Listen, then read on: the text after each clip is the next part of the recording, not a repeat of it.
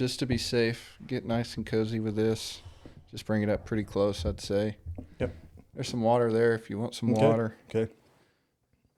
We really don't do intros. That's okay. We try to just kind of jump right into Right. it. That's fine. But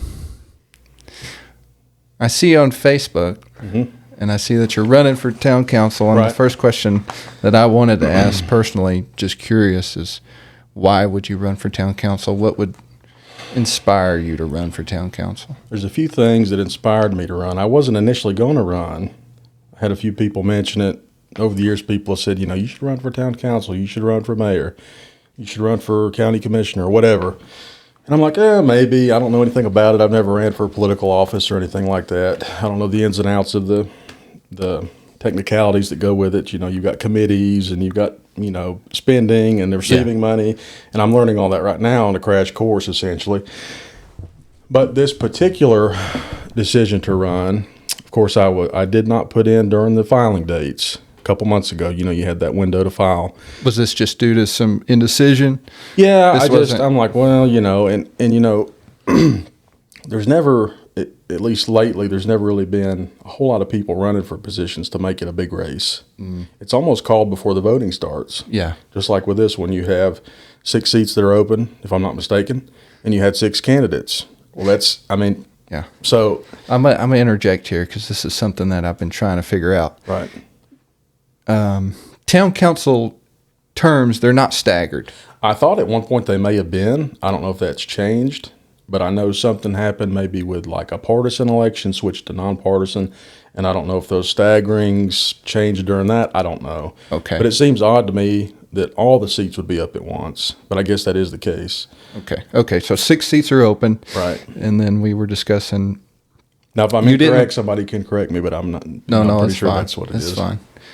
So you didn't file because you weren't sure. I didn't file. I thought, I've got my own things going on. I've got a business I'm trying to start. I'm busy with my regular job, busy with personal life. And I was sitting at home one day and I got a call and they said, hey, and I know that Jeff Crane had passed away. I don't know if you're familiar with Jeff. He was running for the mayor position and he passed. They said, you want to be the mayor? And I'm like, well, I don't know nothing about it. I said, to be honest with you, no. I said, but what I wouldn't mind doing is running for town council to get my foot in the door to learn how it works. Yeah. And I thought, maybe I should be a write-in. So I started looking at the eligibility to do that. I didn't know what all you had to do. During the last election in 21 for town council, we had a write-in. It came in a little bit later. Okay. And I know there was some things that they had to do in order to be eligible and to be put in as that, getting signatures and all these different things. So I called the Board of Elections and I said, what do I need to do to be a write-in? And they said, well, you got to fill out this petition or whatever they call it. I'm sorry, I don't remember the technical term. Fill that out, put what race you're running for, put the date of the election, who you are, where you live. Of course, you have to live inside city limits to be eligible. And I did that and turned that in. I took it to the Board of Elections and they said, okay. And they said, you just have to start campaigning. I said, that almost seems too easy, really. Yeah. It almost really does. But I mean, I guess in some ways it's comforting to know that it is that simple. Right. And I'm learning as I go, like I said, with all these different technicalities and regulations, I'm just learning as I go, which is kind of a good thing. So, like I said, decided to do that. I filled that paperwork out, turned it in, and looked into a few other things. I'm like, well, I need some signs, so I looked into buying signs, and I'm not looking to spend a fortune on this. I don't have very long. We're looking at less than, 3 weeks now or however long it is. And I think I've turned the paperwork in maybe 3 weeks ago, so not too long. So get some signs, started telling people, made a Facebook profile and all that stuff to get the word out. And I have no clue if I've got a chance. I mean, I know a lot of people know me. I know people know things that I'm for and against through my social media and different things. And those are things that have to be touched on and explained to because it's not so much black and white there. It's not so much, oh, I hate this or I'm, there's reasons behind it and principles and things like that. So anyway, that's the catalyst that got me to do the write-in. Was that question I got asked about mayor, and I said, not really, maybe I'll do this way. And, I've got one grandparent left, and I'd really like for her to see me get it. Mm-hmm. So I think she'd be proud of that, and the rest of my family would too. Yeah. So, and you know, it's every 4 years, and our grandparents aren't around forever. So I'd rather do it sooner than later because we're not always promised. So That term is longer than I would have thought. and I'm pretty sure it's 4 years. I'm pretty certain that you are Right, correct. right. I was thinking maybe like a 2-year term. That seemed that was just what popped into my head. But I think the terms with the municipal elections and several others, because in my studies of old newspaper archives, I'll look at the elections that happened in the 20s or the 30s or 40s, and it seems like it's changed. You know, some years it's 2, sometimes it's 2-year terms, staggered, and I think it's just evolved over the years to what it is now. Right. So you are pretty active on social media, commenting. Mm-hmm. Of course, you're running your page now for Campaign your candidacy. page. Mm-hmm. And based on what I've read and based on what I see when I visit there, it seems like you have just like a deep love for the town of Murphy, just a reverence. Just kind of curious where that came from. How did you cultivate that? That's accurate. There's several reasons behind that. You know, part of what I've got in here, I may not even read any of this. I'm just going to that's fine.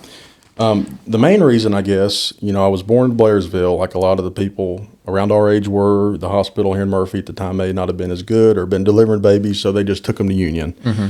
And I've always kind of resented that. I wish I was born here in Murphy, but I was not. But it was just over the line there. Yeah. But, you know, as soon as I got out of the hospital, you know, I was come back here to Cherokee County and was mostly raised where I am now, the same property.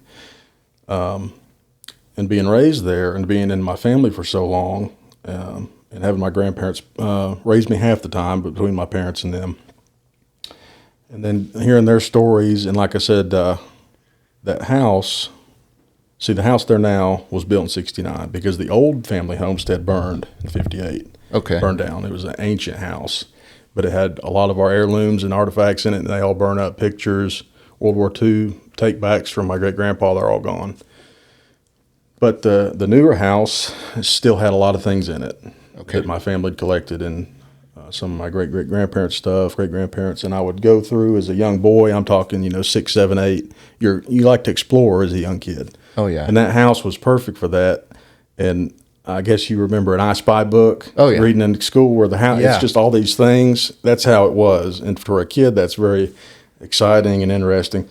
And so as I would go through the closets and the basement and the back rooms and just nooks and crannies, I would find these things and ask my grandmother about them. She'd say, oh, that's this, and I had that in school, or I used that there. That was your grandfather's or great-grandfather's or great-great-grandfather's. And so that just automatically interested me somehow. Not sure why, it just did. Maybe it's just in my blood, I don't know. And the property itself, not including the house, had several other older houses on the property that we owned that had been purchased over time. As the people living in them died, my family would purchase them. That way we owned the property around us to keep from being encroached on. And so those houses were used for storage for us and were old. I mean, they were old back when I was a little boy, built in the 20s and 30s. And so I would be able to explore those houses without reservation. You know, I could just go up when I was out of school and do whatever. And they still had stuff in them that were left from the 30s and 40s. And look at this stuff, and then you start researching it.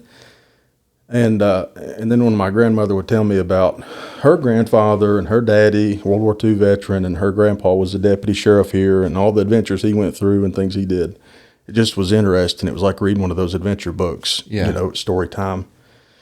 And just the culmination of that stuff got me started in it. And then I'm sure you played video games as a young boy, and maybe you still do. I still do. And the games I played, you know, the Call of Duty games, World War II, and the Red Dead games in the Old West, and all that stuff puts you into history, really. Yeah. I know. Certain movies, too. Certain movies. Yeah, certain movies. I'd watch Titanic was a favorite, the old ship, stuff like that, Forrest Gump. But all that, and then the thing I brought to show you, one of the catalysts that were in the house that's still there.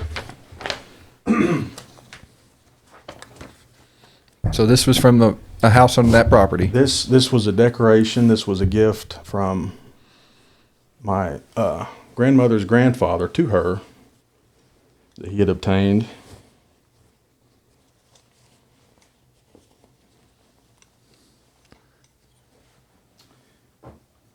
Now the top comes off, so you have to be careful. What am I looking at? This looks like a desk bell. It is. It's a okay. counter call bell, and it's a lot bigger than what you normally see. Yeah. Now, that bell, according to my grandmother, came from the Regal Hotel. Are you familiar with that hotel?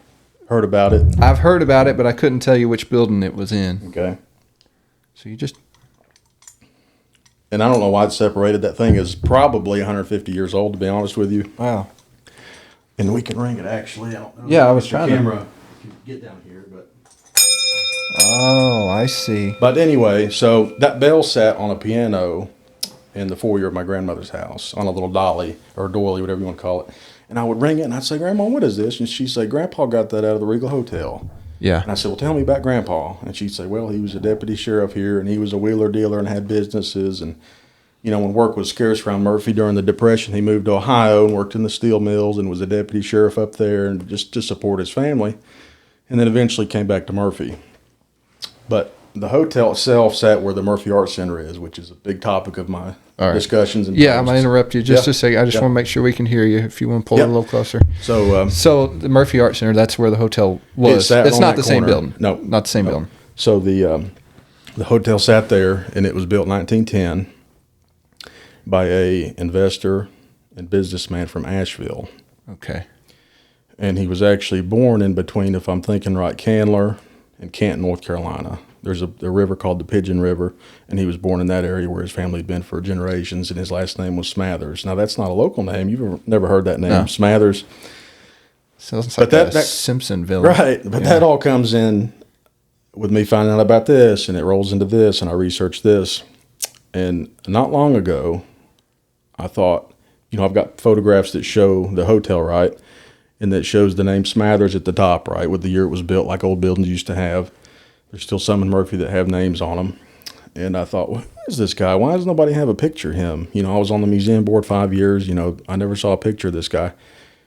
But most of the older folks and some of the researchers know that the Savages bought the hotel at some point and ran it for like 20 years. Yeah. So everybody knows the Savages had it. And I'm like, I got to find out about this guy and get a picture. So I start researching. So I look him up on Ancestry and find the grave, and I found his son, and I find his obituary. And I eventually find where it says about his children, and I look his children up. Now, keep in mind, Mr. Smathers was born in the 1840s, long time ago. That's So we're talking grandchildren now that you're looking up? his grandchildren, not great-great or great-great-great, but I look up his son, right? Yeah.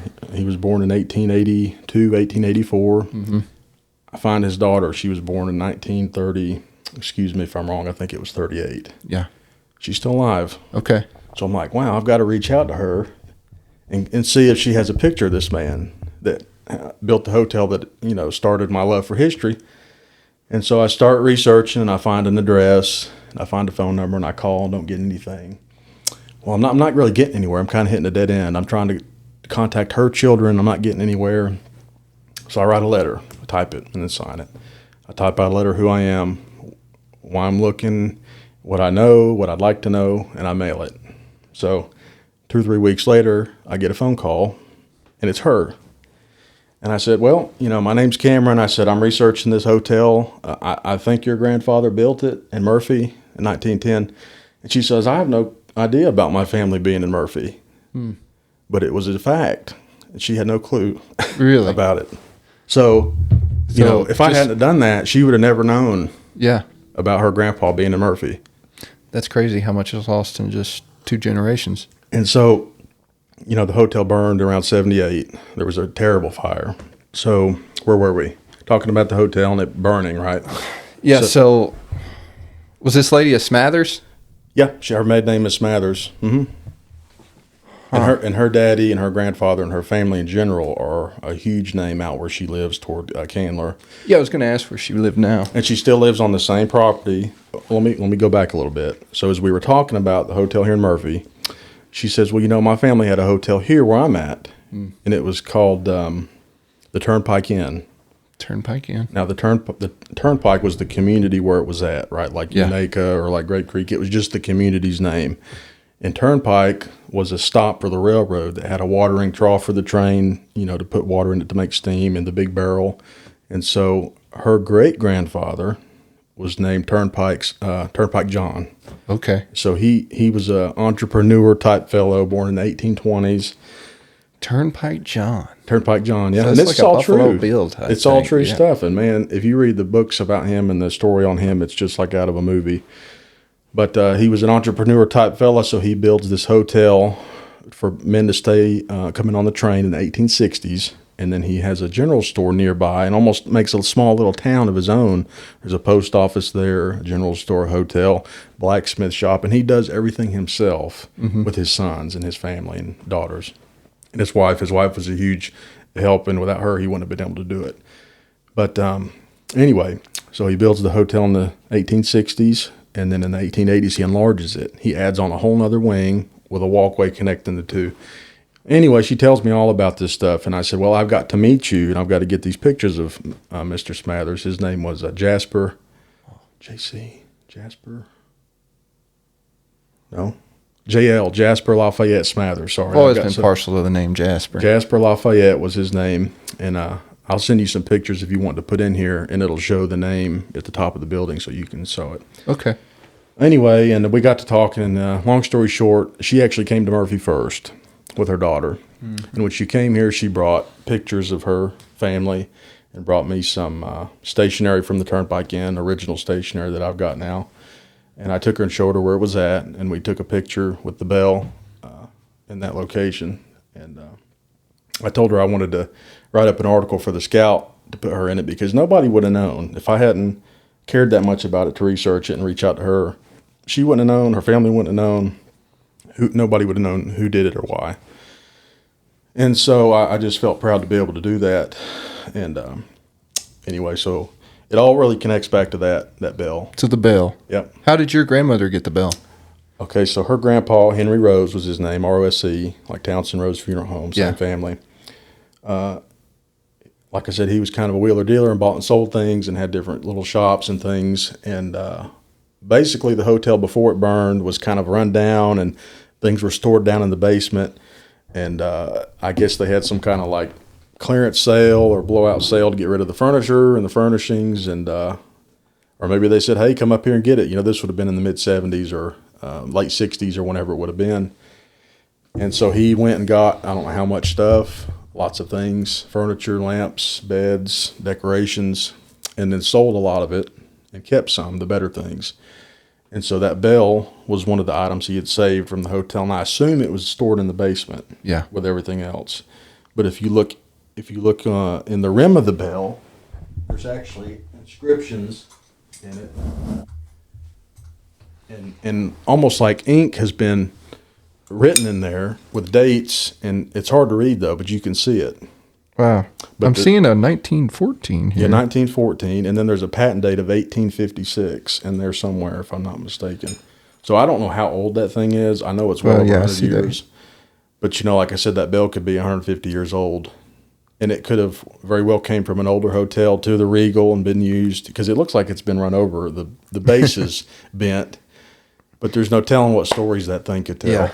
I always get a little romantic about stuff that age and wondering, you know, how many times has it been rang? Right. But anyway, so this is part of what started my love of history, and then learning about Murphy, and it's all little rabbit trails. Yeah. You go one place and you find a connection, and then you go another place, and now with technology, we can go and look at newspaper archives and Ancestry.com, and that just furthers it. You don't have to go to a library or go dig through old files in a basement. You can just do it on your phone. Yeah. So that's where that comes from. Yep. Okay.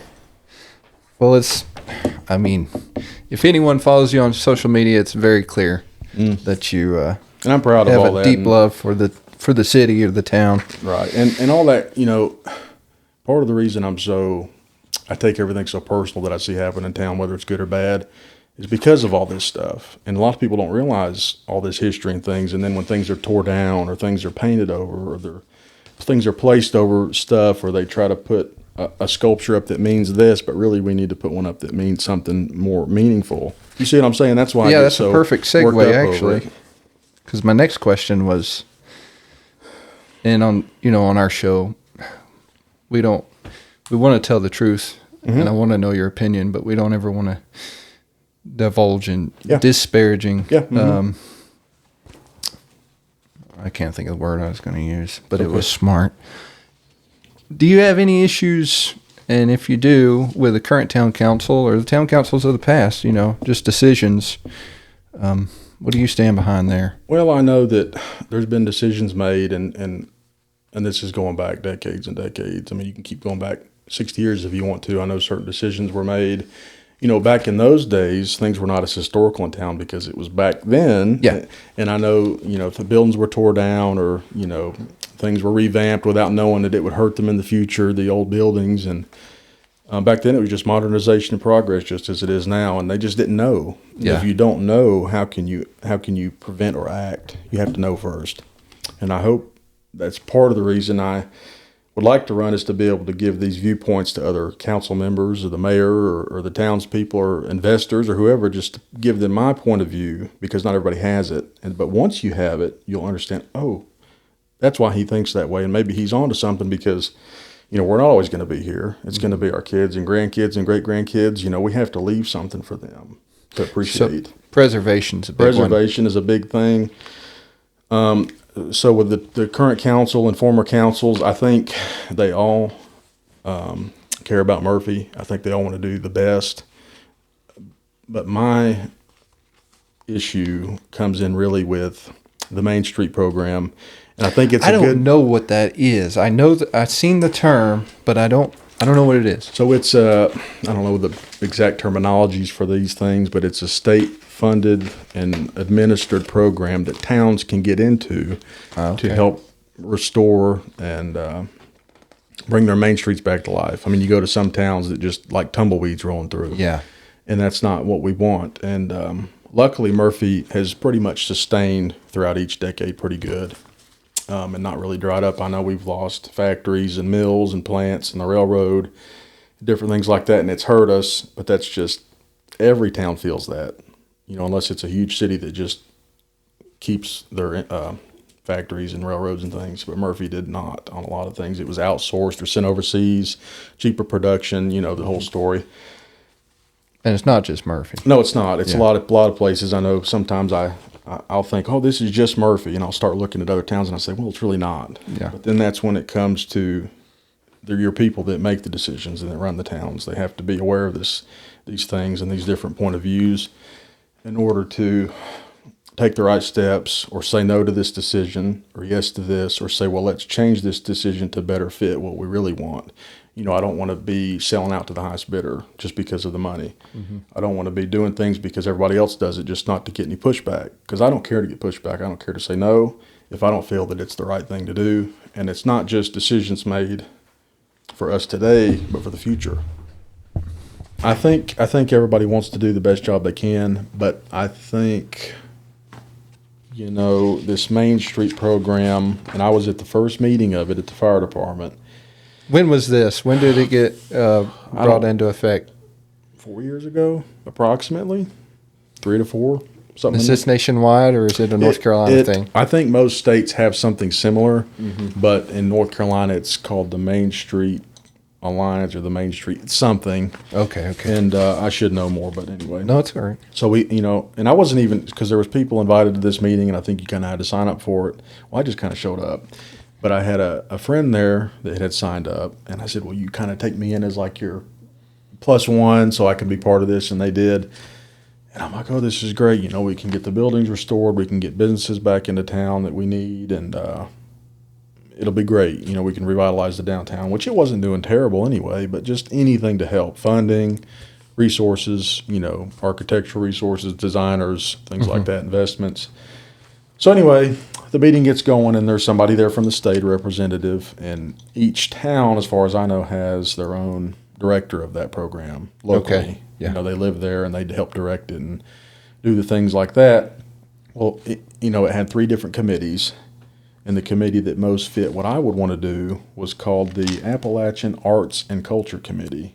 Well, culture, okay, that's kind of history related, but art is in front of that. Which is more important? Is art more important, or is the culture of the county and town more important? I mean, so that was the first thing that kind of irked me. Mm. And that was the category that closestly that fit what I want. That's not a word, but yeah, that was as close to what I wanted to do and could be involved in to help with my knowledge. Right. So they're like, okay. And it was like in school, we're going to split you up in groups. This committee can go here, this committee here and here. Well, okay, so we split in our committees.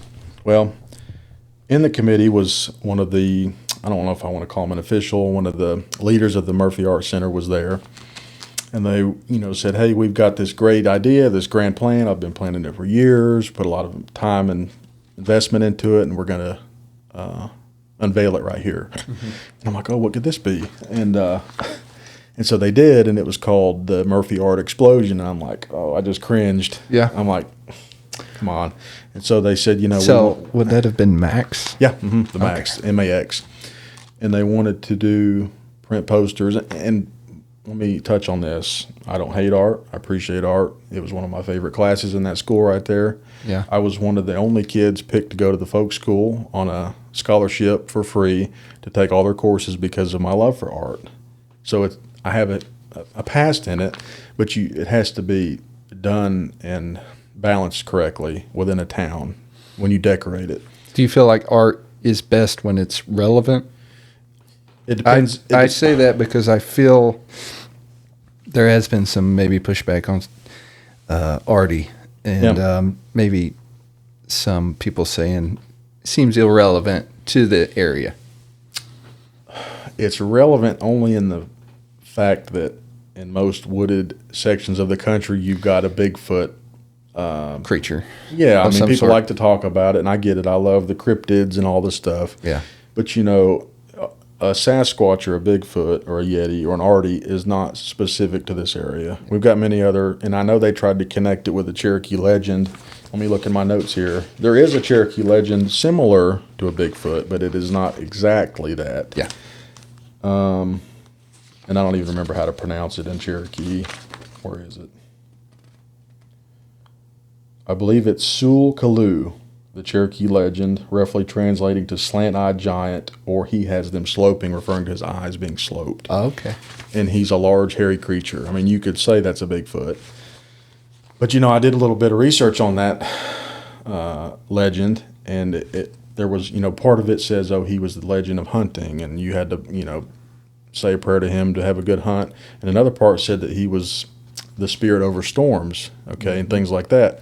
Well, they put Artie up, and a few days later, we have a pretty rough storm, and the Chamber of Commerce sign blows over. I mean, that's almost like they're like, oh, here's Artie, let's worship him, and then the sign blows down. I mean, that just like the camera overheating. I mean, I don't know, it's just weird. Yeah.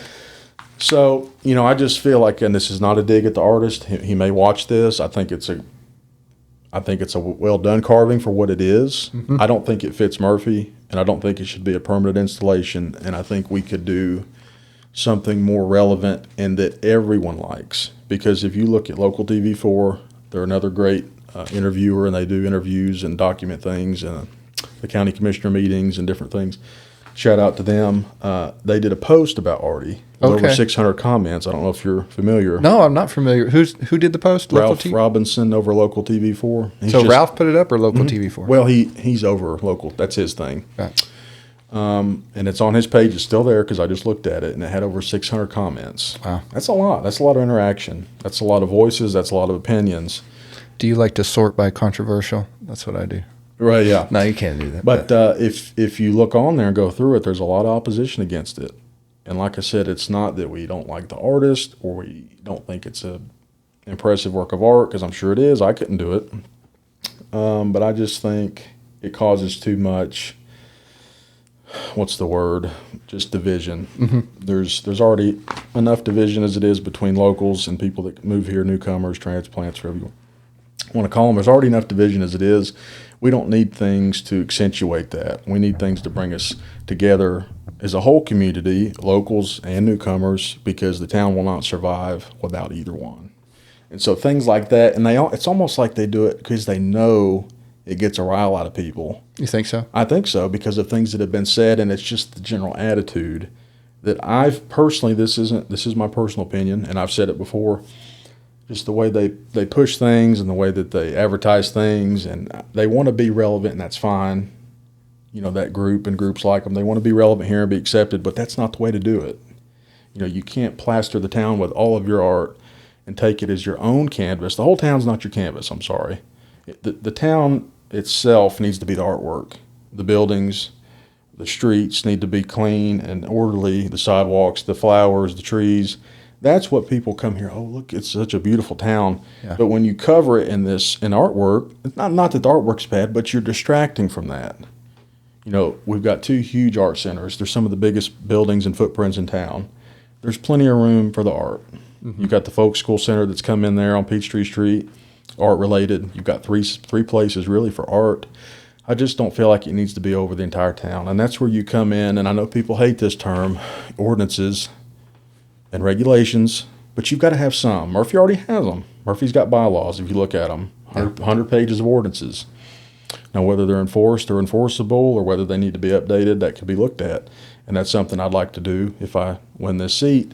And I don't want to be authoritative over the whole town and say, this has to be what Cameron wants. I just think there needs to be some better guidelines to help preserve what we've got and help highlight what we've got and not distract. You know, I like to use the term less is more. Okay. Because it is in this thing that I believe. And less is more. We need balance. We need to highlight the natural beauty of the area. We don't need to distract from it. We need to highlight the things in the history that need to be highlighted and not make-believe things. This is real. You know, we can see it, touch it. We know about it. It's documented. Why don't we have things talking about that? That, to me, is more interesting than a Bigfoot. But like if you go up to Point Pleasant, West Virginia, you got the Mothman. Mm-hmm. That's a documented story. You know, I'm not saying it's totally real, but it's got a lot more documentation than a Bigfoot does. More recently, 1940s is when this happened and when that legend came up, and I know they have a statue up there of him, but that is specific to that town only, and I agree with that. I just think we need to make better choices and introduce different outlooks and opinions on what we can do with the town, especially with its decoration and our sculptures and monuments. I think we could do better. And then the mural behind the Veterans Monument. Are you familiar? I'm familiar with it, yeah. I don't know the word to use. I talked to the artist as they were putting it up. I made a point to introduce myself. It was not as kosher as this. I was not rude. I just made my opinion known. There was 2 people putting it up, and the artist was drilling it into the wall. I don't particularly like anything going on the buildings. I'm sorry, I just don't. I think the buildings themselves need to be the showpiece, especially old buildings. And I said, you know, who's the artist of this? And the person standing down below said, oh, this wasn't me. That's the genius there. And there was an air compressor running, so I was trying to talk in between the air compressor running. But I didn't want to start off real difficult with them. I just said, oh, hey, did you paint this? And I said, where are you from? I love to know where people are from because that tells a lot too. And she said, oh, I live here. Well, people like to say that, but that doesn't mean you're from here. And so I dig a little more. I'm like, where are you from? And as soon as I asked and she started to answer, the air compressor cut on. So I don't know. I just feel like, and that thing, if I'm not mistaken, was $16,000 was what was paid for that. I believe it was a grant. I'm not saying it was tax money. I think it was a grant. Is that a $16,000 monument? Or not a monument, but a mural? I mean, I just don't think the Cherokee Indian, I mean, have you seen it up close? I have. I appreciate the artist's effort. I know it took time and materials and effort. Who went over that thing to approve it? As far as I know, not many people did, because I've gotten feedback. I'm not going to say who. I've gotten feedback from within the art community that says they do not like it and it is disrespectful to this area. And that's within this own community. So there's turmoil in these communities, in the art community. There's turmoil within the town itself between the people that don't like it and do like it. I mean, we're not creating an environment to grow. It's when we're always in division with each other, if that makes sense. I do. I agree. When I walk by the mural and I look at it, I will agree that I do not think that it is well done. I mean, you can look at other murals. You can just type on Google. And I'm really not putting any hate out. I'm just saying it like I think it is. We could be far better represented with a more carefully planned, something with more input from authorities on the subject, historians. I just feel like we're not getting all we could be with that, and it's sad. So with all that said, you've highlighted some of your issues with the town. For Cameron Killian, realistic or romantic, what does a perfect Murphy look like? Let me refer to my notes here. I'm going to hit the high points on this.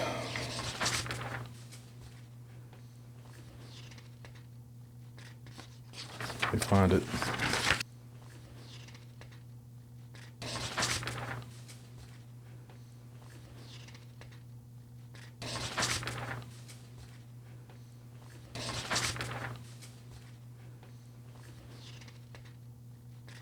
I think probably the heyday of Murphy was probably anywhere from between the 20s up to the 60s.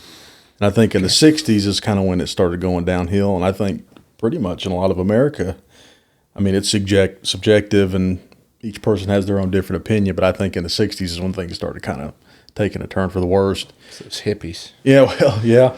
But, I know we've improved on social issues somewhat and things like that, different people's rights and getting everybody equal. But anyway, as far as just the character of the town and the feel of it and the types of businesses we had, I feel like between the 20s and 50s and 60s was probably the best times. And I wasn't alive then, but during all my research. I just want to point out that Cameron is not talking that the civil rights movement brought Murphy down. No, exactly. Just companies starting to send things overseas and just things becoming more lax and families moving out of here and just different things like that. But anyway, and I just feel like, the perfect Murphy would be we would have all of our buildings, looking like they originally did and having a lot of mom and pop shops still and just, the town would speak for itself essentially with all that stuff, to go to town, go to the soda fountain, go to the toy store, go to the shoe store and have your shoes repaired and go sit at the park and, you go to town and you don't meet a stranger, and you can leave your door open at night and your kids can go bicycle through the town and play ball with a stick and just things like that. And I mean, some of those things are still around, but when the older generations die out and the businesses have to close because of Walmart or Lowe's or whatever, it just loses that feel. I do remember early on, like you were saying earlier in our discussion, different stores being in town. I remember the shoe store. Right. And there was a toy store at one time. Yeah, I remember that. Yep. And then, of course, you had the pharmacy there on the corner, which had a diner inside. Mm-hmm. And that was a special thing. That's, I have a lot of memories of going there as a kid and eating with my mom. My mom was usually the one that took me there. And it's different now. And I don't want that to sound like it's bad now. But it's different. It's not bad, but it's not great. I agree that it isn't great. Right. I do agree that we have an abundance of shops that tourists love. We do, but I think too, tourists when they come here, they are looking for those things that we're missing. And you think so? I do think so. Yeah. I see people walking down the streets, and I know some of the buildings have been filled up recently, and that's a good thing. But there's still a lot of empty lots, and they're a lot of money. They're asking a lot of money for these empty lots. And when they were purchased not long ago, it was nowhere near the asking price now. And I get it, people got to make money. But at what point are you hindering the growth of the town, trying to capitalize on the high real estate prices? I mean, there's got to be a balance here, like I say, with everything. And, what kind of people are going to be able to afford that? Is it the kind of people that are going to bring things we want here? Or is it going to be the kind of people that bring things just to help them and their interests? You see what I'm saying? We need businesses and services in town that help everybody and that the majority wants and things like that, not just investors and things like that. We can't sell the town out to the highest bidder. And I think that's happened recently with some things, and it's happened over the last 3 or 4 decades, really. And I get it, if somebody gets in a tight spot or somebody brings in an offer they can't refuse, I get it. But it ends up hurting the town in the long run. So going back to those days when those stores were here that we talked about, is that a mindset change that would get us back there? Partially. Ordinance? Well, and the ordinance thing, a lot of people don't like that word, but you have to create them and enforce them in the right way. You can't have too many ordinances and you can't have too few. where you've got chaos either way. You see what I'm saying? You have to find that happy medium.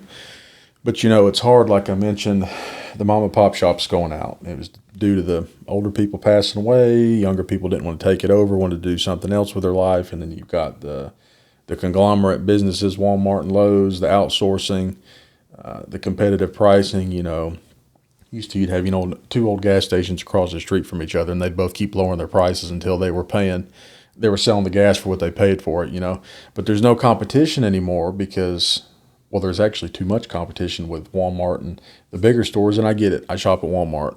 It's not necessarily a bad thing, but when it grows so big, it sucks the town dry. And then you've got the Dollar Generals are taking places that the old general stores and the mom and pop stores, you know, and you go in there and they don't have enough workers and the product's sitting all out in the aisles and it just looks bad. And, you know, that's just not how it would have been back in the old days. You would have had full service. You know, you'd have people in there wearing their, you know, work aprons and ready to help you with their notepad and pencil to carry your groceries out. I mean, you just don't see that these days. And like you said, with the mindset, in this 21st century mindset, things are just so different. You know, it's all about the cell phones, about having things right now. You know, people don't want to wait for anything.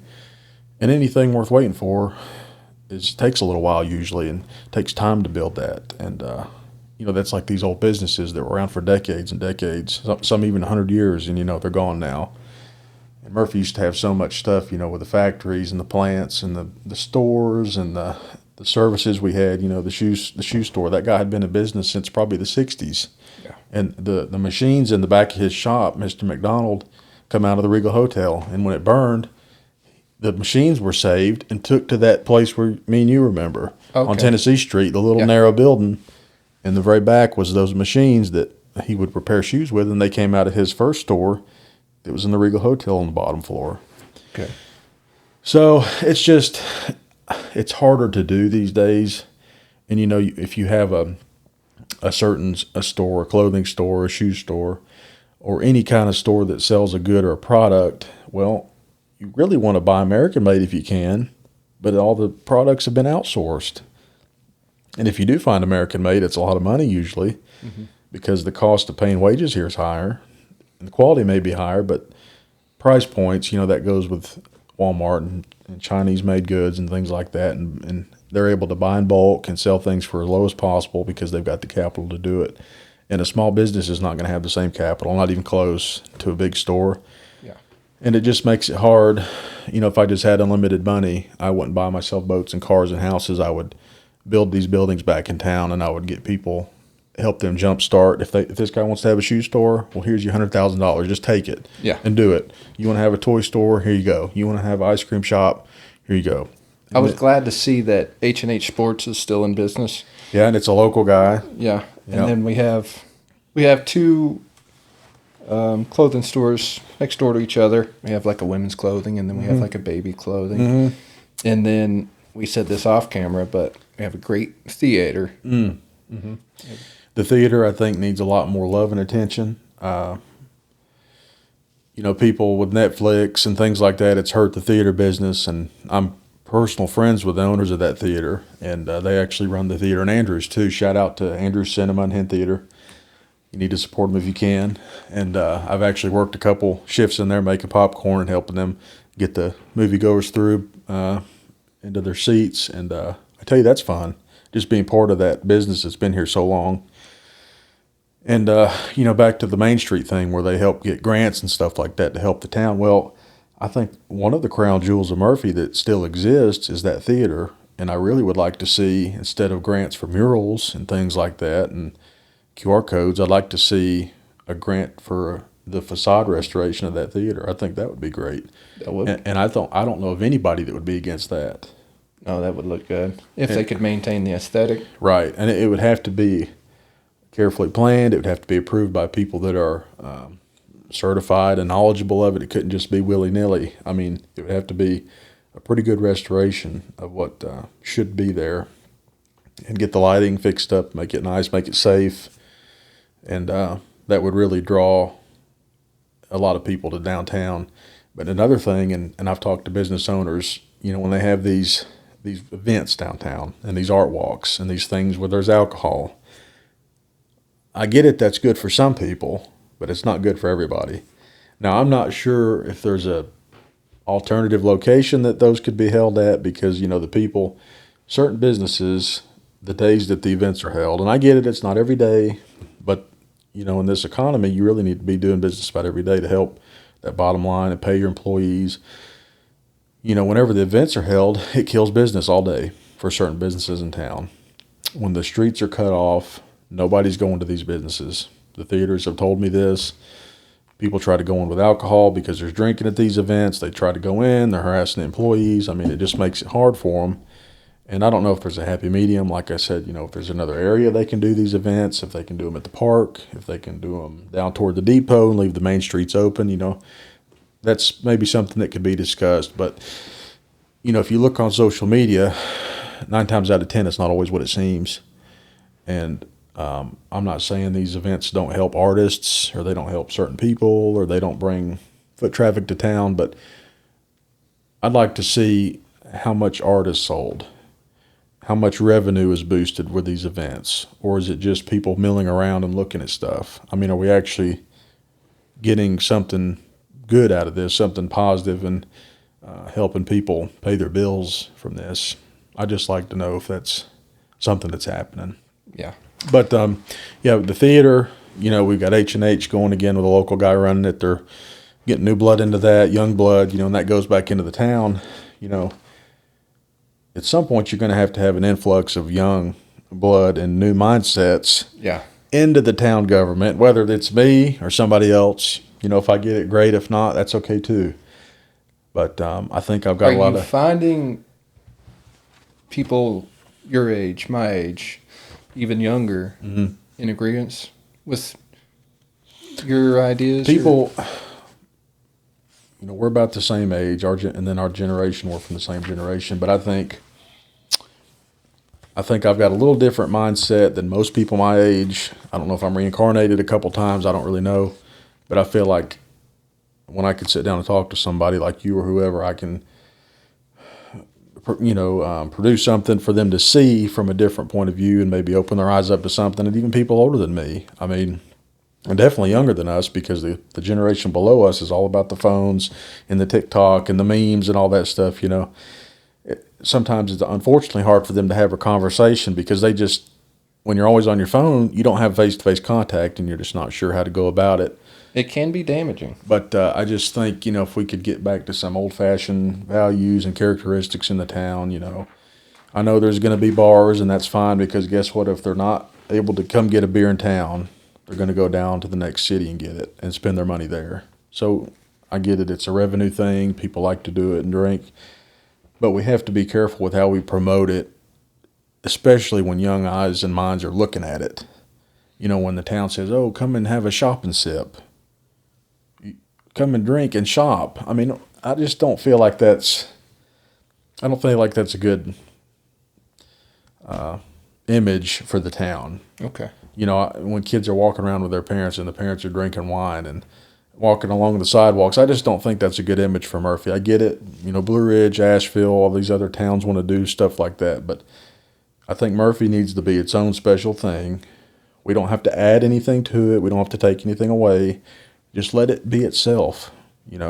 We have to encourage the local people to get back into town, to get back and open up businesses. We have to have these talks about what types of businesses we need. We can't have 10 of the same thing downtown and expect each of them to succeed.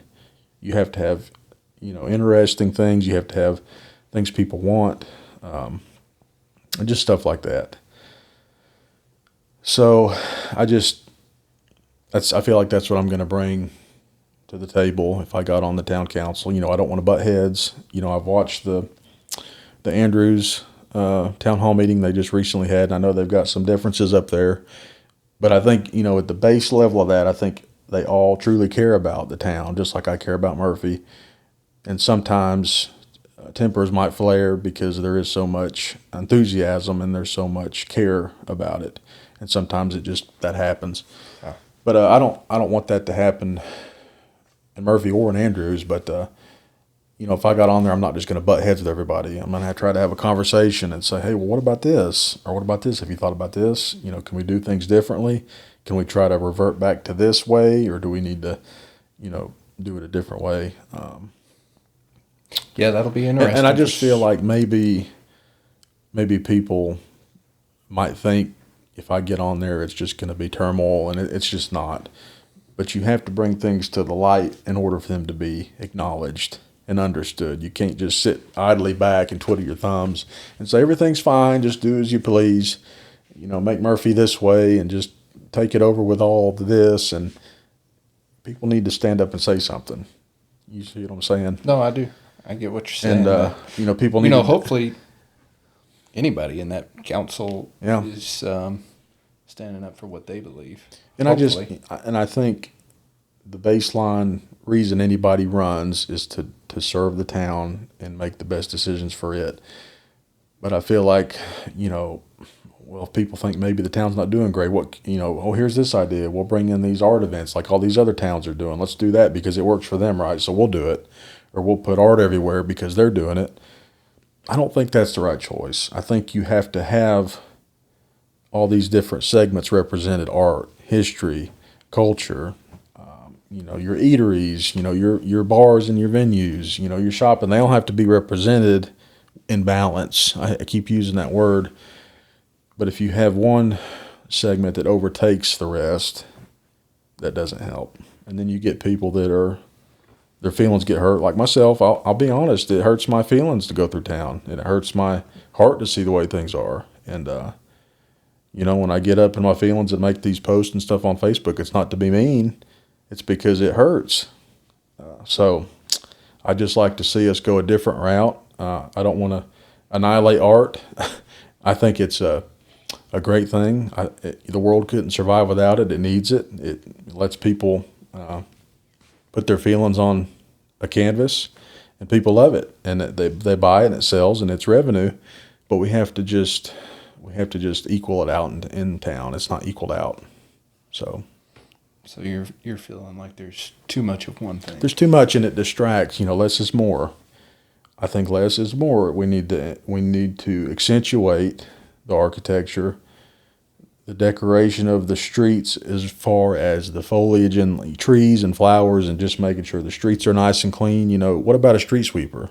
How do you feel about streets, sidewalks, as far as, just pedestrian areas? Well, I know that I've had people... Tell us, sorry.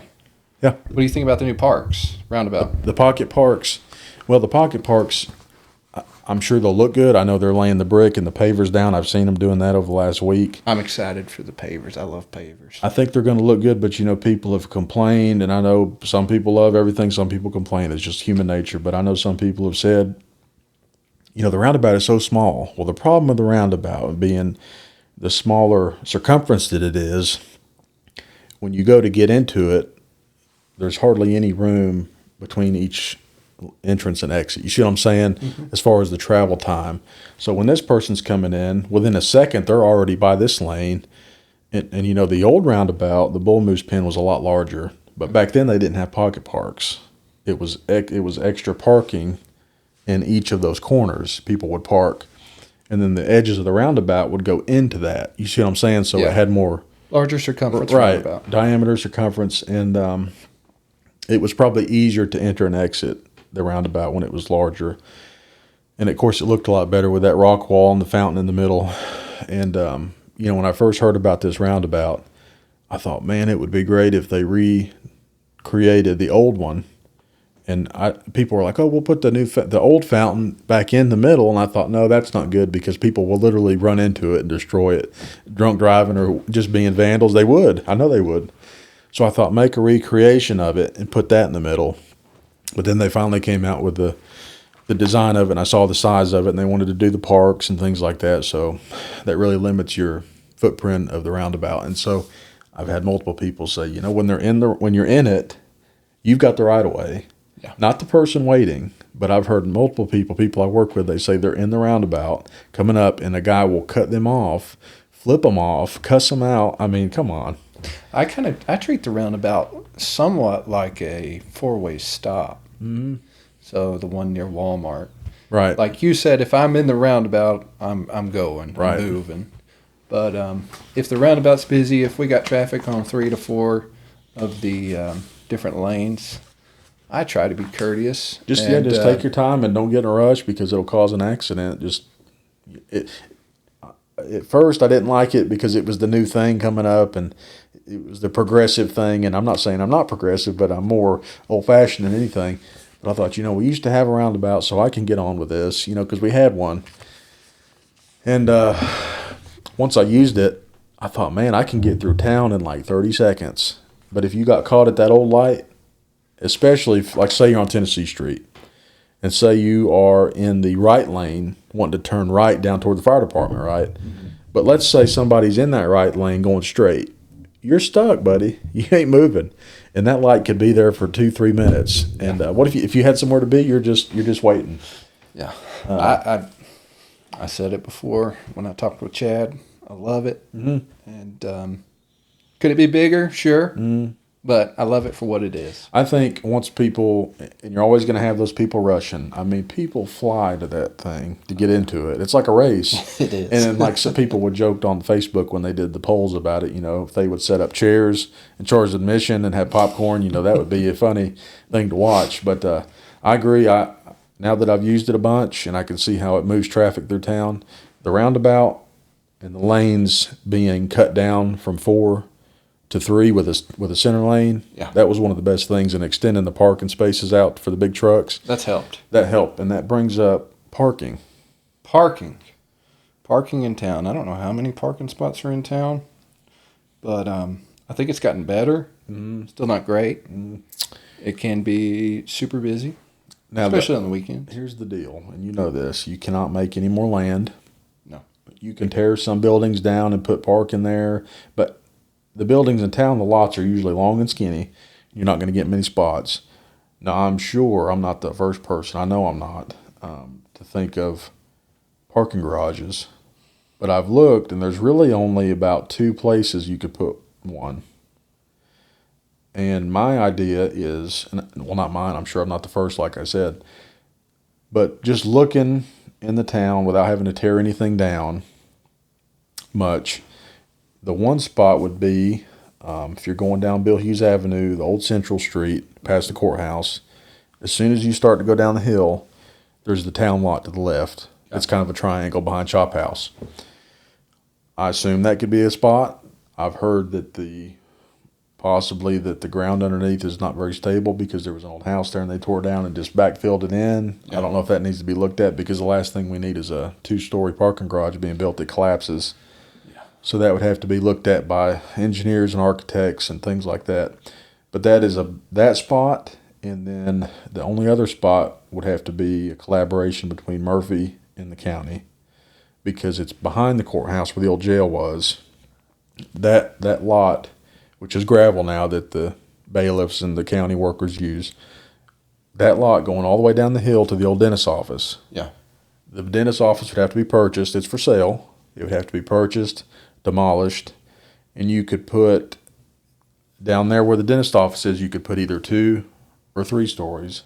And then as you go up the hill toward the courthouse, you could either go from a 2 to a 1 or from a 3 to a 2, depending on how big you wanted to go. Because I know the town, you can only build up to 3 stories, I think, is the highest. Yeah.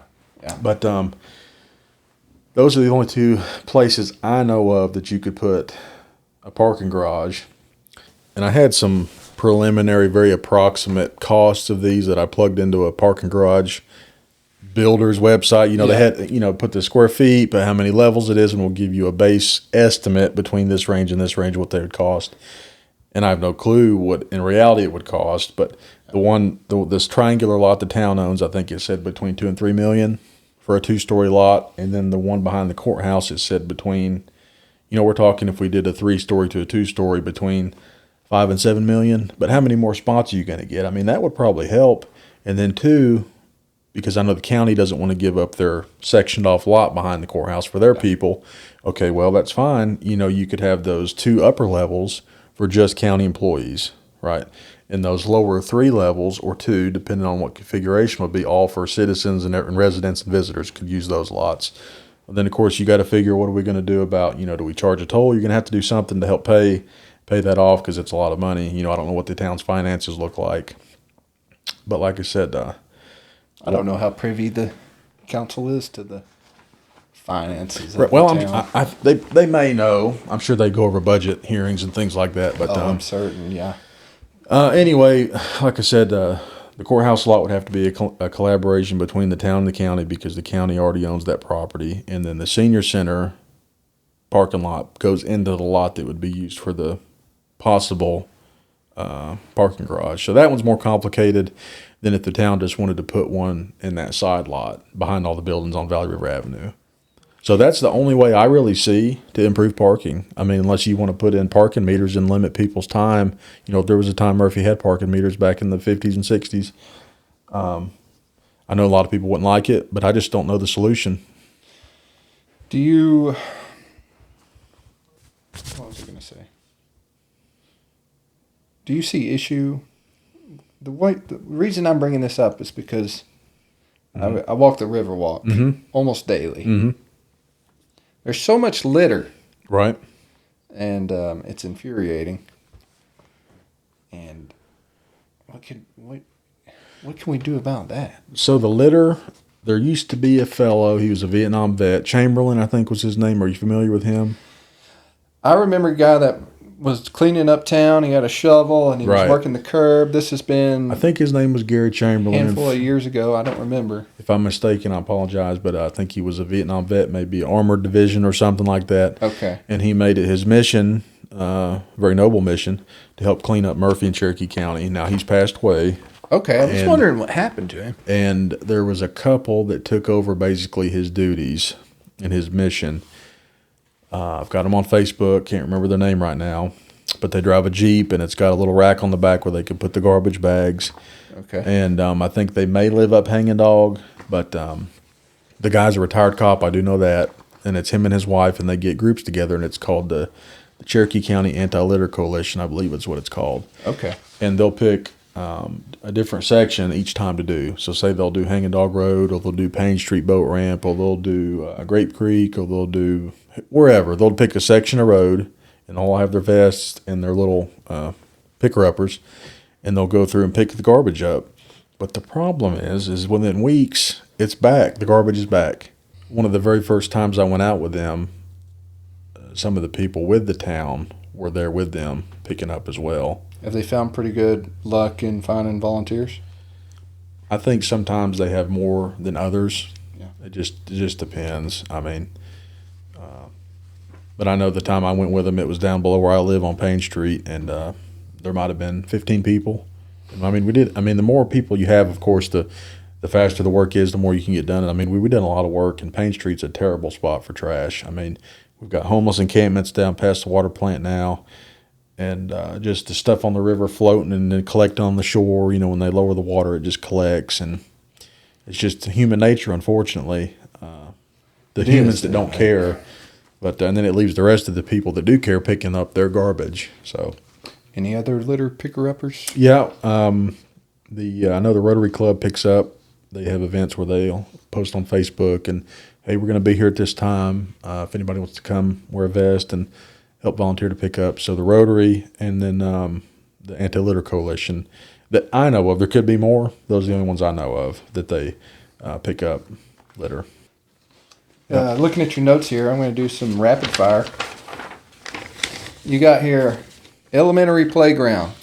Well, the elementary school that's right across the street from us, you know, I'm from Murphy, went to Murphy Elementary. I started in pre-K behind the building, that little round building back there.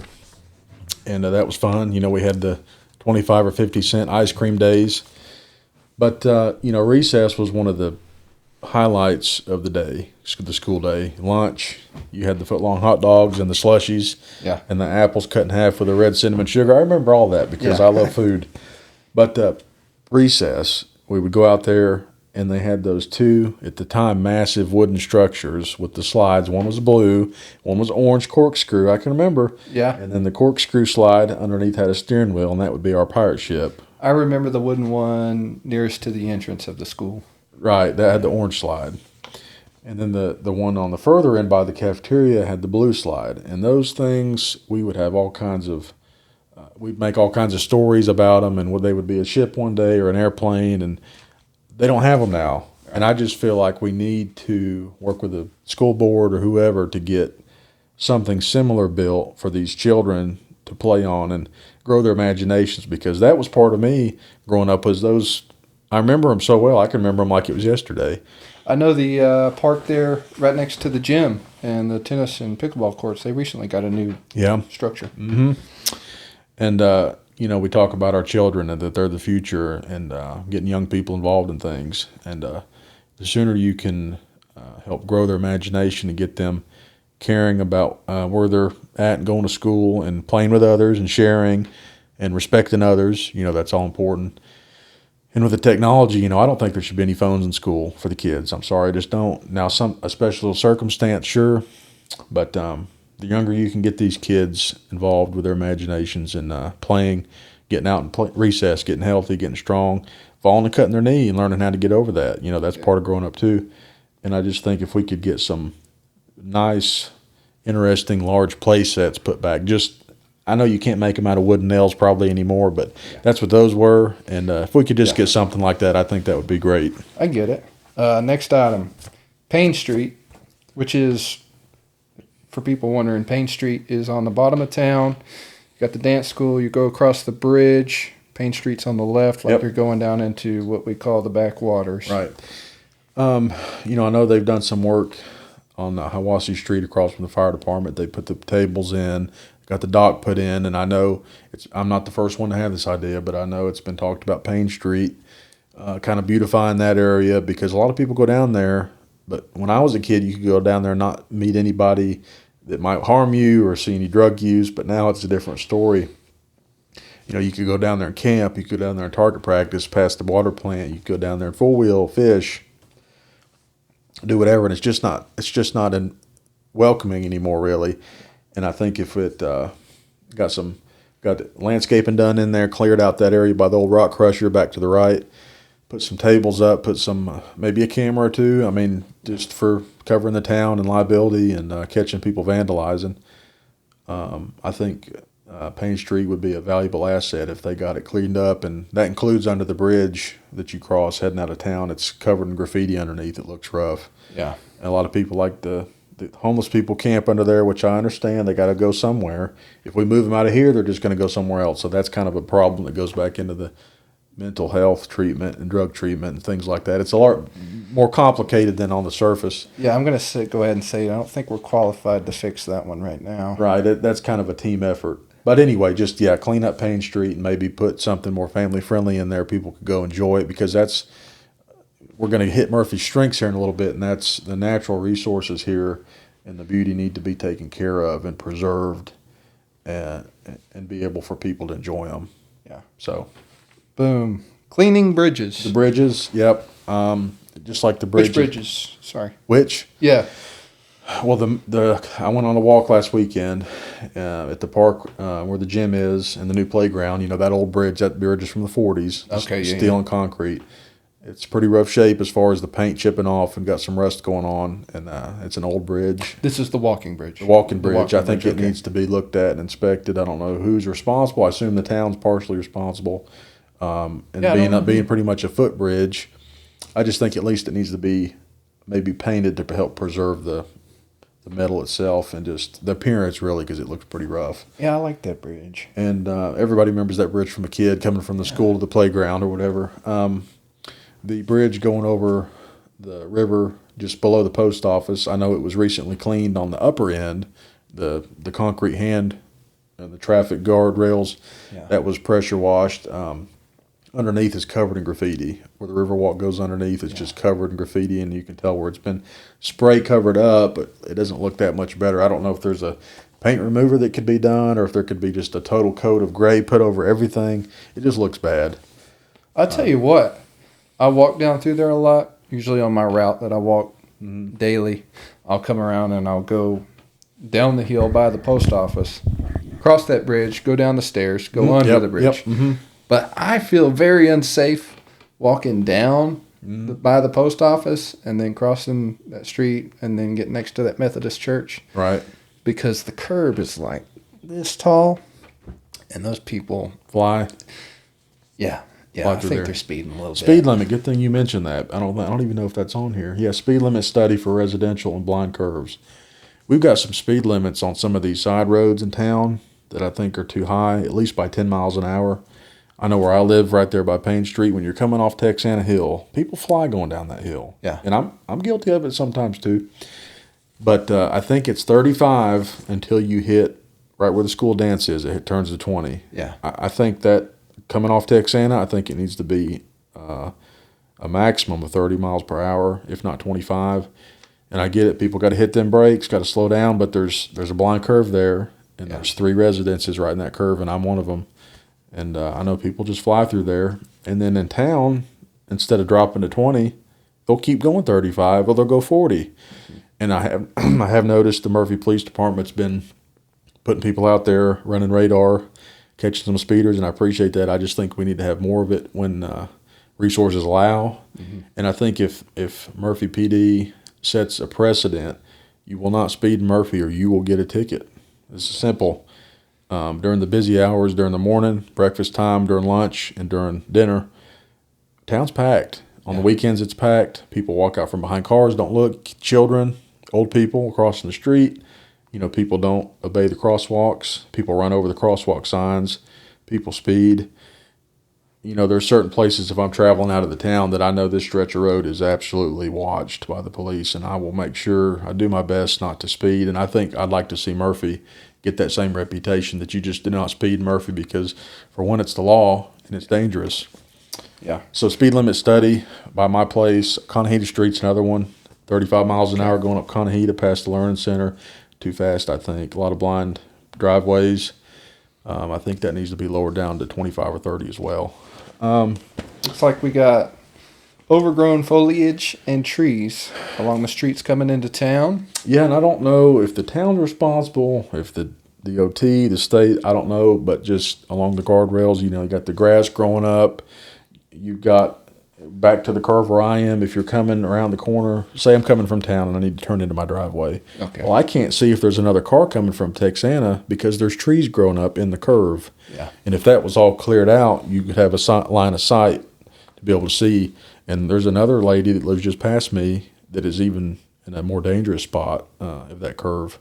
And it wouldn't surprise me if a person was trying to pull out one day and got T-boned because somebody was going 45 off Texana. So that goes back as well. The foliage getting cleaned up. It just looks better. Yeah. And once it's maintained, it's easier to maintain. I get it. Nobody really wants to get out there and do that, but there has to be some level of maintenance done with overgrown trees, and they can be dangerous if they get too tall and overgrown. I know there's some trees at the end of Tennessee Street that are very large, and some could possibly be, you know, rotten in certain spots. But There's a couple spots on the sidewalks where you have to actively duck or Right. move out of the way. right.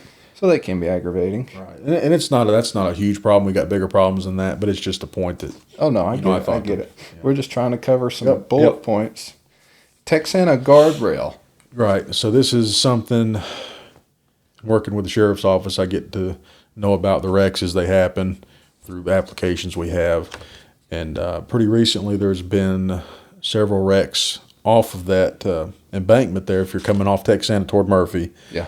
down past that little housing development on the left. Okay. There's a pretty steep bank that goes down, just down past where the convenience center is for recycling. No guardrail there. Not sure why.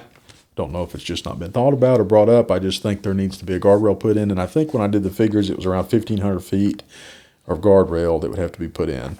And it would basically start right at the edge of the convenience center, and it would run all the way down that, on the right side only, just the right.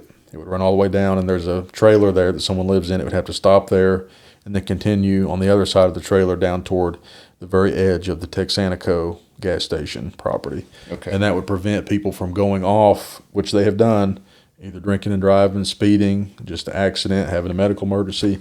Because if somebody doesn't hit a tree that stops them and they go all the way down, I mean, that could be deadly. Yeah. So I just feel like there needs to be a guardrail put there, and there could be other areas in town I haven't seen. But as far as I can tell, the fact that you're going downhill, getting faster, if you have your brakes go out, there really needs to be something there to keep you from going down into the embankment. So this last one that I'm seeing, a little less physical, maybe a little bit more aesthetic.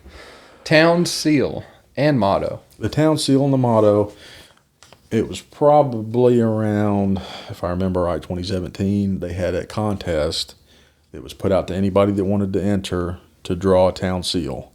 Okay. And correct me if I'm wrong, but I feel like the town seal that I am familiar with is circular, City of Flowers, courthouse silhouette, maybe. Yep, that's it.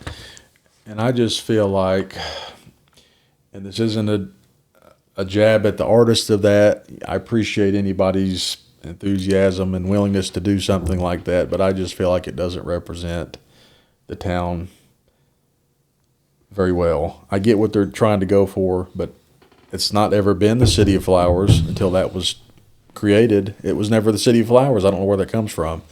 We have flowers. Are the flowers overflowing like waterfalls from the building tops? I mean, no, they're not. So I don't see how City of Flowers does us any justice. I feel like it could be Murphy moves forward, or Murphy marches on, or just something different, or something in Latin, or something in Cherokee. I mean, I just feel like there's different. That would be interesting if it was in Cherokee. Right, and I feel like with the town seal, I think we need to have, for one, it needs to be done by a professional graphic designer. We need to have somebody render us up something that we can be proud to slap on the side of our official city cars, and to put on our trash cans, and to put on our city hall building. I mean, something that I just don't feel like that city seal does us justice. Okay. I appreciate everybody that submitted their artwork for that, but I just think we need to have maybe a group or a council put together on a town seal committee, and we need to have renderings done and then send those off to be professionally done. I mean, if you look up other towns in North Carolina, sketch something out, right, have an idea, right, and then say, hey, do this right. We need to have landmarks represented in that town seal that represent Murphy. I know it's got the courthouse in the town, a general town skyline. I get it. But we need to have the railroad represented. We need to have the Cherokee represented. We need to have the pyramid represented. We need to have the early pioneers represented and the early industries represented. Mining, farming, industry, furniture making, things like that. It all needs to be represented in a clean way that's professional.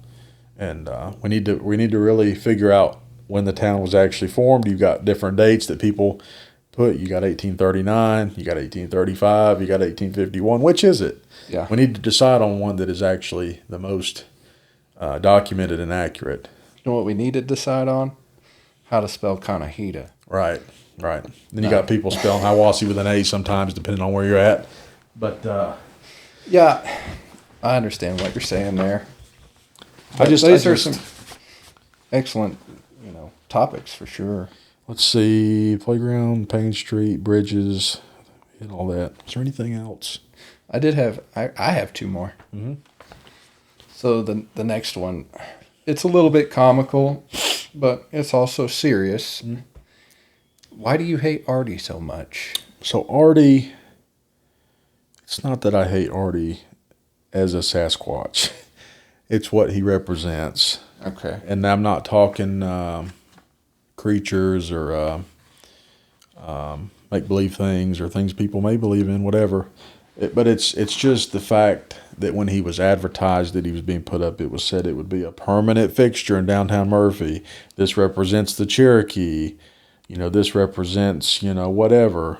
And, it's not a realistic-looking Bigfoot. If you look at, pictures that people supposedly send in and, the more serious, scary-looking, it doesn't look like that. It looks like Harry and the Hendersons. It's kind of comical-looking, and it's got strange features. And, I get it. It's a 10-foot carving. People are obviously going to take their picture with it, and they're obviously going to see it. But it was almost like flaunting. Oh, are you jealous of Artie's six-pack? I'm jealous of that, whatever that is. And I get it. I appreciate the hard work that went into that. I couldn't do it, especially with a chainsaw. But I just think we need to showcase things that mean something more and that are connected to the town and that promote feeling proud of your town and feeling connected and just showing appreciation, because these people, the amount of blood, sweat, and tears they gave to this town all those years ago, back when it was hard to live. Just to live, it was hard. and there's no representation of them. I mean, we're given the spotlight to a make believe creature. I mean, I appreciate that, and I enjoy that stuff too. But there's got to be a limit to it. And yeah, I get what you're saying. There aren't many as far as physical monuments no, that you there's can not. touch. And when I was part of the Main Street program before I left, because they were giving more attention and resources to the art crowd instead of the heritage crowd. I told them we need to have sculptures representing the African American segment of the town. We need to have sculpture representing the pioneer segment of the town. We need to have sculptures representing the Cherokee segment of our heritage. We need to represent each facet of the history. That way it's all included and people can see it. And so, the tourists can say, oh, this was here and this was here. Wow, that's interesting. And it's the truth. Mm-hmm. It's not something just oh, that's funny. That's a joke. Let's take a picture with it and then we'll move on to the next town. There's nothing down here that's serious. It's all just a big circus, essentially. We need to have things that are solemn, some things that are sad, that evoke sadness because it happened and we can't forget it. We can't forget that. I understand what you're saying. I'm just picking at you a little bit. No, I got you. Artie. I got you. But, I mean, your feelings, the way you feel about it, they're real to me. I'm telling you, they're real, and I'm passionate about it. And, certain things I see in town either make me really happy or they make me really sad. I get it's on private property. I get people can do what they wish on their private property, but then that goes back to, I'm not saying let's make an ordinance that says no Bigfoot statues. I'm just saying we have to have a downtown that appears cohesive and that we represent the things that actually matter. Why don't we have a statue of Junaluska, or why don't we have a statue of Spencer Perry, the black man that was over 100 years old that walked to town every day and greeted everybody and everybody loved him? I mean, he's buried in Texana. Why don't we have a statue of him up? Well, I'm embarrassed, but I've never heard of him. Spencer Perry, he was born in North Carolina, probably around 1840 something. I don't have the exact date. Born into slavery. And at some point during the 1870s or 80s, he took a train to Murphy, and he met a lady named Nettie Dickey that had the Dickey Hotel here. And that was started in 1884. And when he met her, he was one of her best friends and most respected companions, and he basically lived and worked at her hotel for probably 50 years. Where was this one? It was, where James Helton's tax office was. It's now Needful Things. It was Needful Things, and now it's a collectible shop. Yeah. Right next to Valley River Brewery. Yeah, yeah. Her hotel took up that whole block, and it went all the way back to Wells Street. But it started out as just a single-family residence, and either her or her husband, one, come up with the idea, why don't we rent a room or two out and serve breakfast and we can make a little extra money. This is in 1884. And they said, okay, let's do that. Well, long story short, they ended up having over 50 rooms built onto that house. Wow. To create the Dickey Hotel, which had a restaurant, and then it had a store attached to it. And it was actually famous across the whole country. And I'm hoping our camera doesn't die out and overheat. But 1930. Scribner's Magazine. You ever heard of it? Scribner's? I think so, yes. It's been gone for a long time, out of print. Old magazine, old famous magazine. Before we had TikTok and Facebook, people would read print for their entertainment. Anyway, Scribner's was a periodical newspaper, or not newspaper, but magazine that had the happenings of the country, different news and different comedy things. And they put out a contest. They put out a contest, and they said, all right, subscribers and readers, we want you to send us your most interesting American story, so of your experience within your town or your city, something that the readers would enjoy, want you to document your experience, whatever it may be, growing up, a lifetime experience, a place you've been, write it down, send it to us. And out of those entries, we're going to pick 4. So the hotel was famous across the nation, and the writers sent in 4 stories, and out of the thousands and thousands of entries, Murphy was one of them. Little Murphy, back in 1930. Yeah. That story about Murphy and her hotel was so interesting that they put it in that national magazine, which I've got a copy of. I actually found it on eBay that month, that year, with that story, and made sure I had it. Do you know who authored the story? Yeah, it was a guy, Blackwell or Blackburn. I'll have to look. I don't want to say and be wrong. That's fine. If you want to include pictures throughout this interview you could put and you could show it. Basically, he was coming from Asheville, and it was winter, and it was snowing, coming here in a Model T or whatever they would have been driving in that day, an old Buick or something. And he talks about the drive from Asheville to here, up these old curvy mountain roads. Mm-hmm. And it was dark and frigid cold. And he talks about driving up the hill. Like I said, you come up the hill into Murphy. And he called it a hamlet or a village. He called it something like that. Yeah. And he said that they stopped at this step of this hotel, and it said, engraved into the stone, it said Dickey House or Dickey Hotel. And he said he heard this booming voice of one of the greeters of the hotel, and you had Spencer and you had a man named Avery. And those were the two main cornerstones of the hotel that would help the guests with their luggage and just help with anything that was needed and just talk to people and share their stories. And this man comes and he grabs the luggage and he says, come on in, and he stepped down onto the stone and go into the lobby. And he says there was a roaring fireplace, a huge fireplace, and all these little ancient chairs and tables, writing tables, and these just men sitting around reading books and writing their letters to their loved ones. And the walls were covered with all these old documents and old Indian artifacts and a stuffed bald eagle in the corner. And then up in the corner of the room, I'm serious, this is true. In the corner of the room on basically a platform was Miss Dickey with her ledger and her velvet dress on and her jewels hanging off of her and her little glasses and her set of keys. She was the queen of that hotel. And what she said, Art Deco here. Yeah, what she said goes. Now, this was 6 years before she died. She died in 1936. But that hotel had its own garden for the kitchen. They grew everything there. And if you wanted to stay there, you could trade them a hog, and you could stay for a week, and they would use that hog to make the pork chops and the bacon for the breakfast. And everything that was served there was local. And people would come and bring her gifts from across the country, and she just treated everybody like family. And it's a funny story. I hope it doesn't die. Making me want to go back. Well, I'm telling you, that's why I'm so passionate about it, because I know. And if you don't know, you're not missing out, and you don't miss it. But when you know about it and you look at how it is today, then you can start to be like, man, we're really missing out on this stuff. But there was this young boy, and he wrote an article in the Asheville Citizen years later, and he was at the hotel working or something as a young boy. And this was after Miss Dickey had fallen and broken a bone or something. She was bedridden, right? While she was healing, she had a system of a string that went down into the kitchen from her bedroom. And when she would ring it, that meant she needed something. Yeah. Well, you didn't have a phone to text, so that's how you did things back then. This would have been in the late 20s, early 30s. And this boy was tired of her ringing that bell. So he stuffed some tissue up into the bell when he wanted to play or read or do whatever. She was up there ringing that bell, and eventually that tissue fell out, and it was ringing like crazy, and he thought, oh, no.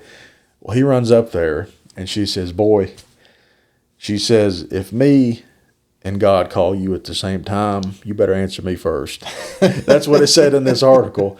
So she scorned him, but... she was like everybody's grandma. Exactly. As much as she could scorn you, she could care for you and help you out, but... hopefully it won't die. Real quick, I want to add one of her family members that's still alive. She's residing in Florida now. She's on Facebook, and she realized how much I cared about the history of that hotel in Murphy. And she said, my grandmother was Nettie's daughter-in-law. Nettie had a son that was the sheriff here, Arthur B. Dickey, and he married this lady after his previous wife passed. Thelma Mulkey was her name. Thelma, I couldn't remember it last time. A.B. marries Thelma Mulkey. They're both buried at Sunset. After Miss Dickey died, Thelma took over running the Dickey Hotel. Okay. And Thelma ran the Regal Hotel, which is where the bell came from. Well, Thelma passed down through... Thelma didn't die until 1998. She was 100 years old, born 1898, died in 1998. Wow. Well, she hands her granddaughter these dishes that were from the dining room of the Dickey Hotel. I've got them now because her granddaughter sent them to me. Wow. And there's 3 of them, and they're old. I mean, they're from the 1880s, 90s. Are these serving dishes to eat off of? Or? Dinner plates and a dessert plate. I've got 2 dinner plates and 1 dessert plate, and they say Dickey House in cursive on the plate, and they're china. They're fine china. Wow. And those are some of my prized possessions. Yeah. And I said, you've got to make sure you write me a letter that tells the exact story of these things, because if something happens to me and I don't tell it, there has to be a letter to tell the provenance of these things, because I guarantee you cannot find any more of those anywhere. I'm sure. The hotel's been gone since 1947. So to have the dining room plates that Miss Dickey could have touched and Spencer could have touched and the people ate off of, I mean, Yeah. that's history you can hold in your hand. That's wild. Yeah. I'm glad you shared it with me. Yeah. I'm glad to share all that, and we can have another interview when this election's all over. Whether I win or not, I'm still going to be just as passionate about it as I am now. So we can. I'm glad you brought that up. Election. November 4th. Yeah. Did we talk about where you could vote? Was that off camera? Well, let's go ahead and get it real quick, unless before the camera dies. You've got Murphy Public Library, and you've got Texana Community Center. Now, where you vote depends on where you live within the town. You've got Murphy North and Murphy South. Call the Board of Elections, tell them your address, and let them know. They're going to tell you which voting location you need to go to. Now, if you want to vote for me, I'm planning on being at one of the voting locations that day to hand out cards, but as a write-in, my name will not appear on the ballot. I am a candidate, but since I wrote in late and didn't get in during the filing period, it will not appear. However, I am a candidate, so you'll have to type my name in, first name, last name, Cameron Killian. You've got to type it in, and then select your other candidates if you wish. I don't think you have to pick everybody. You can pick as many or as least amount as you want to. 6 candidates will be elected, and 7 people are running. So one person, somebody's going to lose. Yeah. But we've got, as far as I understand, we've got 6 open seats coming up, and 7 people running. And, before I wrote in, it was 6 people running for 6 seats. So there's really no choice. I mean, there isn't a choice. And I just feel like, that could be good depending on if you're one of those people running. But I just think that the people of Murphy, regardless of who they pick, need to have somewhat of a choice. And I know one extra person is not much of a choice difference, but at least there is some choice there. And that's part of the reason I decided to run, because I just feel like it's not totally fair to have a called race before the election even happens, if that makes sense. Well, I think it's exciting. Right. It is. It's fun to hear people's opinions. I'm excited for you. I'm excited for the other candidates. I love local elections, politics, when they're clean, you Right. know. And I don't say clean like there's anything shady. I'm just saying when there's no drama, I get it. and everybody can be friendly. Yeah, you gotta be cordial about it. Like I said, if I lose, that's fine. If I win, that's fine, because I feel like whatever decision is made, that's the people of Murphy's decision, and I have to respect that. I just feel like I've got a lot of people that feel the same way I do, and I feel like they want some representation with the decisions that the town makes, which goes into the future and also preserves the past. I feel like they want somebody there that could maybe help others see that way. Maybe people don't see it that way because they don't know these stories I just told you about the hotel and the people that ran it. Let's end on a good note then. Okay. In your opinion, what is Murphy's biggest strength? Let me look at my notes here. I know I typed out about 2 paragraphs on it. Let's see. So here, Murphy's biggest strength, I've put here the physical geographical location of Murphy, the town itself. I mean, we're sitting on this bluff in between 2 rivers. I mean, you don't see that in many places. They're either next to a river or down by the river, and they get flooded. They were really smart when they laid this town out 200 years ago.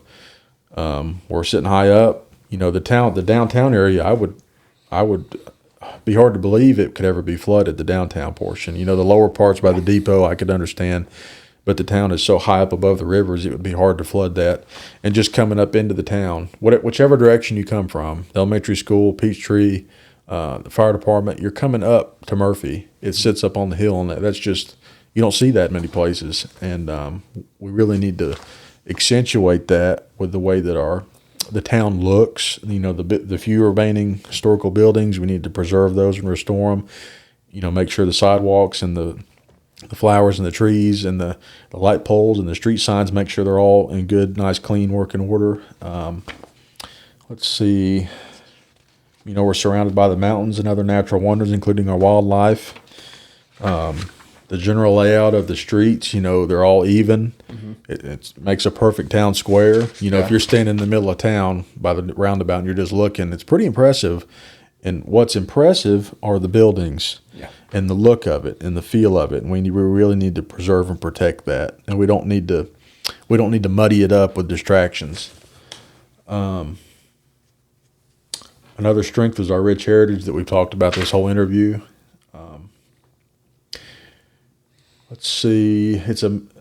Another strength is our rich heritage was, as we know, is a mixture of hardship as well as endurance and perseverance, which we need to display with monuments and sculptures, I think, instead of other just little willy-nilly things. I think we need to put more effort and resources into that. Murphy, like most small towns, is a tight-knit community that can really rally together when needed. Although many people you meet in town nowadays are strangers, the community is still strong. And although not as much as in previous generations, when people left their doors unlocked and kids could ride their bikes anywhere without worry, the town is still close-knit, and we still want the best for our kids and safety and things like that. So even in this modern age, Murphy still has that, and that is a strength, along with the location and just the natural beauty of this area. So I do think those are the strengths we've got: the community and the location and everything like that. I agree with you. Mm-hmm. It's a great location, mm-hmm. Close to man-made lakes. Yep. Excellent mountains. Yep. I don't know how far it takes. I don't know where the Appalachian Trail is closest, but even beyond the Appalachian Trail, there's many well-maintained trails. Mm-hmm. Have an excellent river walk. Mm-hmm. It's probably subjective to say, but I don't think enough people take advantage of it. Right. We have a park, and people, have expressed some displeasure with the park as far as Conahita Park. What are they saying? Maybe not enough to do. I feel like maybe this is a generalization on my part. Do you think people saying that are coming from places that just have endless amounts of activities, or they're coming from another small town that's pretty much just... I couldn't say. Yeah. I couldn't say because I don't necessarily agree with them. Right. Subjective. I mean, I'm of the mindset that it isn't the town's job to provide necessarily recreation. Well, less is more. You know, you don't come here. I think recreation, a big part of recreation is sharing anything with other people. You know, community. If you just get 10 people and you go out there and you start throwing a frisbee, you're probably going to have a good time. I don't think, like you said, that necessarily more features are going to make it better. It may actually take away. It can make it too busy. In closing. Yeah, we talked about the polling places. If you have any questions, call the Cherokee County Board of Elections just to verify where. And if you can vote, you've got to be a registered voter in North Carolina, and you have to live within the corporate town limits of Murphy, which stretch approximately from Walmart to the Zaxby's area on the 4-lane. Then it kind of, at the very bottom edge of Texana, up to the community center. It ends there. And then it ends at the Martins Creek intersection where the new bridge goes over. But You can look all that up online. Just call them and tell them your address, and they can verify whether or not you can. No early voting, as far as I know. Call the Board of Elections. There's no early voting. That has to be planned in advance between the town and the Board of Elections to allow early voting, and this is not a year for it. So that's pretty much the details on that. Yeah. Yeah. It's exciting times. It is. I'm sure you're nervous, excited, anxious, all the above. First time I've done anything running for a seat politically, so I'm just learning as I go, learning all the rules and regulations. You know, whatever happens this time, I'm going to know more for the next time. If I do decide to run, I'll know a lot more then than I do now. Yeah. But you got to start somewhere. It's everybody's first time for something. So this is my first time running for any kind of seat like this. Well, I'm excited for you. Thank you. Not for me to say, but heck, I'm proud that you took the step and put yourself out there. It's not easy to put yourself out there. It's not easy to run for office. I It's not appreciate easy that. I'll talk myself up here. It's not easy to sit in front of a camera. Mm-hmm. You and I, we're both doing it. And it's not easy, but it's rewarding and it's fun and it's scary and it's all those things at the same time. It is. It's the unknown, but it's the cliche thing to say. I'm not doing it for myself. I feel like I'll be able to do a lot of good and have a lot of positive influence. As decisive as I am on some of my opinions, it's not so much that I am decisive, it's just that I have a passionate opinion about it, and I feel like I just want the very best, whether that's for the town, the citizens, whatever it may be. That's truly all I want. I don't care if my face is on a billboard. I don't care if whatever, I've got my picture on my campaign signs, because I want people to see who I am. All the time it's just a name, but I want people to see me, recognize me, to know that, just to feel more, to know who their possible candidate is. If anybody has any questions, reach out to me on Facebook. If you see me in town, talk to me. I'll answer anything I can, help you any way I can. I'm doing it because I care about the town, and if I get it, I'm going to try to do the very best I can. And it's going to be a learning process, and people are going to teach me things, and hopefully I can teach people some things. But that's why I'm doing it. Well, good. It wouldn't be an episode of No One Asked Jesse if I didn't ask you if you wanted to ask me a question. How do you think this interview went, besides all the technical difficulties? Yeah, so the people at home, the people sitting in the drive-thru line watching this video, we had a heck of a time with our camera overheating, and it's been constant. So during this interview, you probably heard us referencing those shenanigans.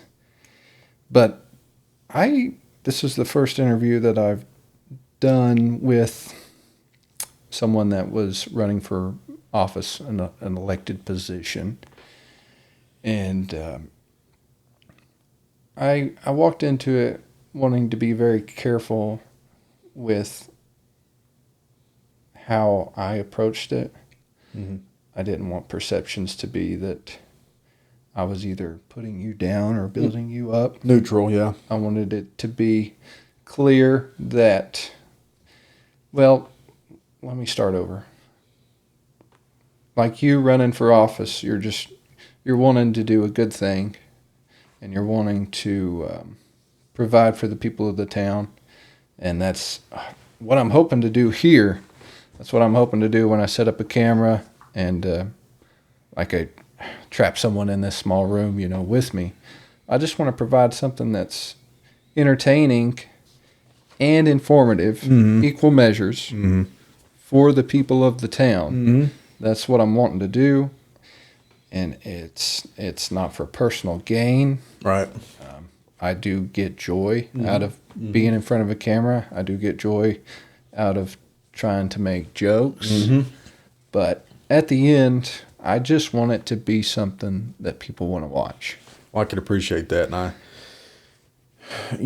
this day and age, like you said, some people are afraid to get in front of a camera. Some people are afraid to take the step to host something like this and put themselves out there and have the different emotions that go with it, and just to be vulnerable to the however many people will watch it. So Yeah. I appreciate you doing this, and I hope that we personally can do more, not related to politics.